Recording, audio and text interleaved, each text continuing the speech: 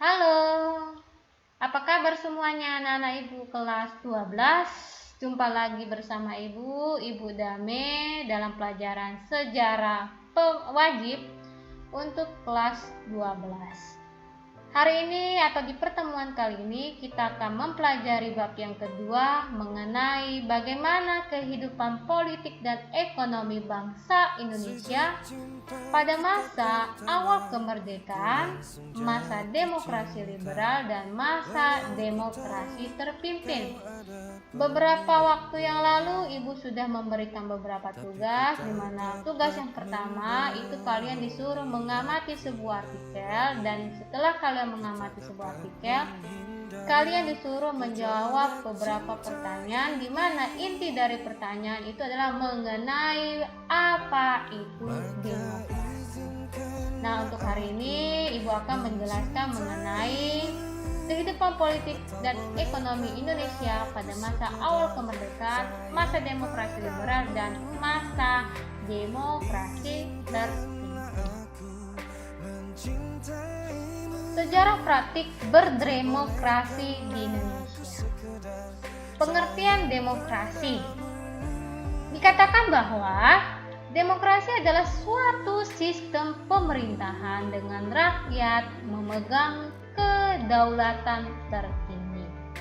Demokrasi dapat dilakukan dengan dua cara, demokrasi langsung dan demokrasi perwakilan. Dikatakan juga bahwa demokrasi pertama kali diterapkan di Yunani kuno oleh Polis Athena. Kemudian, demokrasi ini juga menggunakan prinsip trias politika, di mana prinsip trias politika ini terdiri dari eksekutif, yudikatif, legislatif, di mana menghasilkan check and balance. Berikut ini merupakan sejarah praktik berdemokrasi di Indonesia. Bisa kita lihat pada tanggal 4 September sampai 14 November 1945 ini merupakan awal dari kemerdekaan bangsa Indonesia, di mana pemerintah Indonesia menerapkan sistem presidensial, di mana sistem presidensial ini dipimpin oleh presiden dan wakil presiden.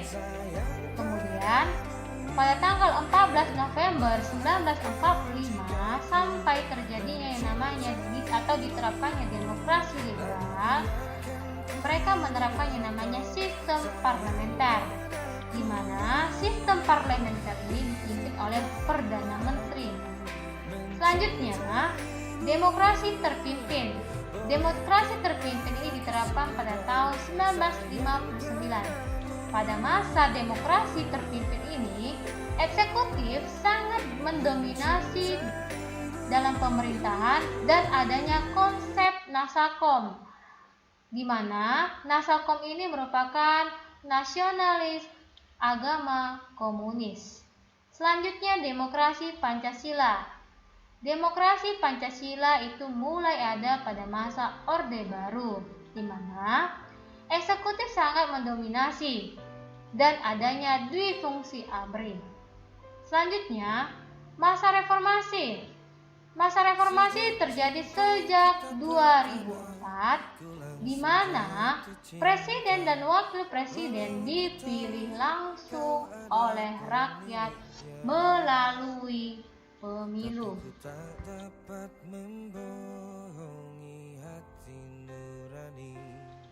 Perkembangan politik dan ekonomi Indonesia yang terjadi dari tahun 1945 sampai 1965 dibagi 3 masa. Yang pertama, itu merupakan masa awal kemerdekaan. Yang kedua, masa demokrasi liberal. Dan yang ketiga, masa demokrasi terpimpin.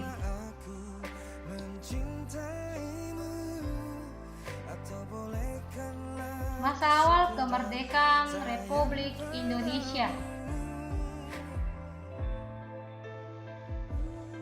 Setelah proklamasi kemerdekaan melalui sidang PPKI, Soekarno ditetapkan sebagai presiden dan Hatta sebagai wakil presiden.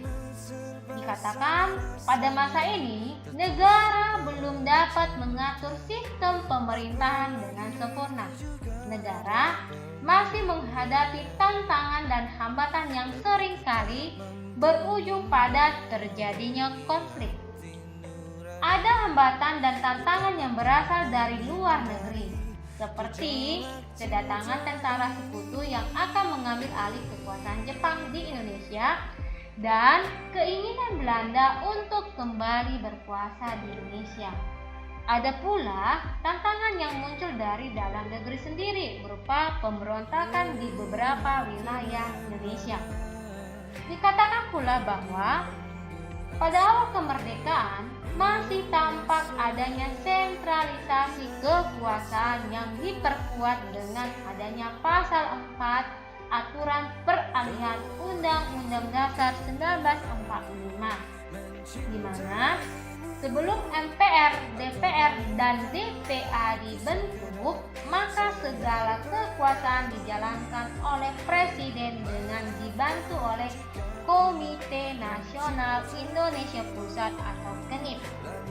Untuk menghindarkan absolutisme dari kekuasaan presiden yang mungkin terjadi, pemerintah mengeluarkan beberapa maklumat seperti berikut, di mana yang pertama, maklumat Wakil Presiden nomor 10 tanggal 16 Oktober 1945 mengatakan bahwa Komite Nasional Indonesia Pusat berubah menjadi lembaga legislatif. Yang kedua, maklumat pemerintah tanggal 3 November 1945 tentang pembentukan partai-partai politik. Yang ketiga, maklumat pemerintah tanggal 14 November 1945 tentang perubahan sistem pemerintahan presidensial menjadi sistem pemerintahan parlementer. Kedatangan pasukan marinir Belanda di Pelabuhan Tanjung Priok pada tanggal 30 Desember 1945 memindahkan pusat pemerintahan sementara ke Yogyakarta pada 4 Januari 1946. Politik perundingan yang dijalankan pemerintah Republik Indonesia tidak mendapat dukungan dari semua golongan. Syahrir menyerahkan mandatnya kembali kepada Presiden. Berikut ini bisa kalian lihat ya, beberapa kabinet yang pernah menjabat di Indonesia. Di situ juga terdapat masa periode mereka menjabat sebagai Perdana Menteri.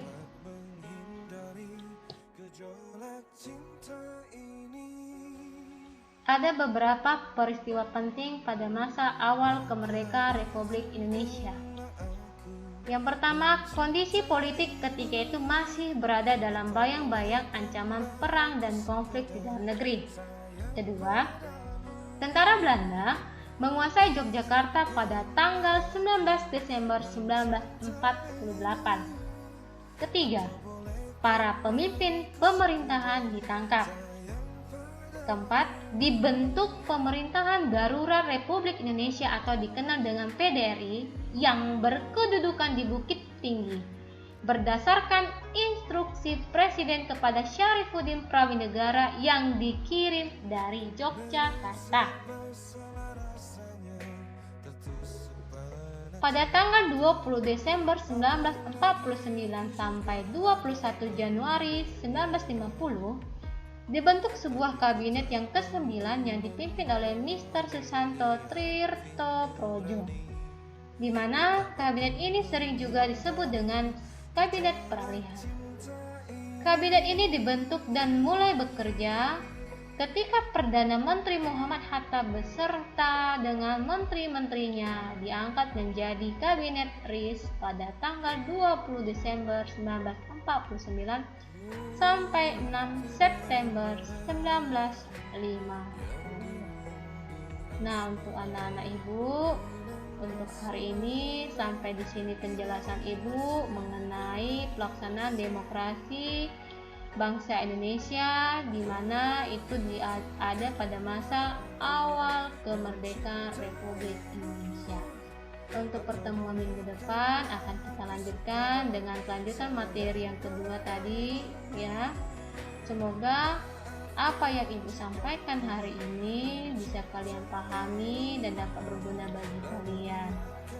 Akhir kata, Ibu harapkan anak-anak Ibu tetap jaga kesehatan, jaga kebersihan, dan sampai jumpa di lain kesempatan. Shalom.